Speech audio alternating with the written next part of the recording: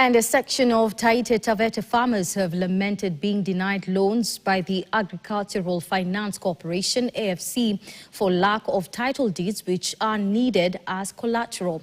According to the farmers, the majority of Taita Taveta residents live on ancestral lands, which has made it difficult to facilitate the succession process to get updated title deeds, and hence the bottleneck in accessing loans from the Agricultural Finance Corporation.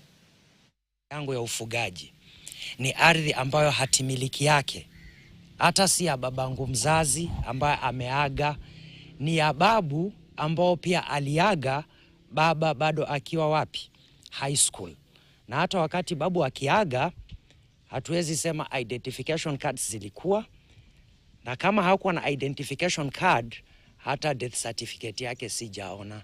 Ni kumaanisha iwapo nitapata mkopo kutoka AFC, tuzingatie kubadilisha vigezo ama kulegeza kigezo cha hati miliki. Ile barua sasa ndo uende kwa watu wa land, sasa uanze kutoa majina ya Juma Ngure Mwanzige, ya kuja kwa Mbaraka Ngure Mwashigadi, ni process mrefu sana.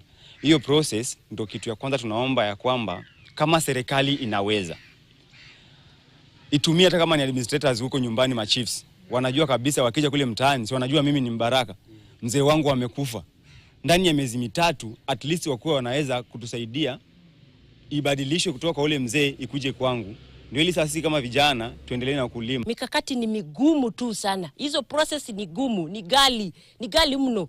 Yani huku unataka msaada angalau upate loan ya kwenda kukusaidia kufanya mambo yako, huku ukienda kuangalia mambo za checks bado unahitajika tena utafute pesa. Utapata wapi jamani? Uchumi ndio huo umedhorofika.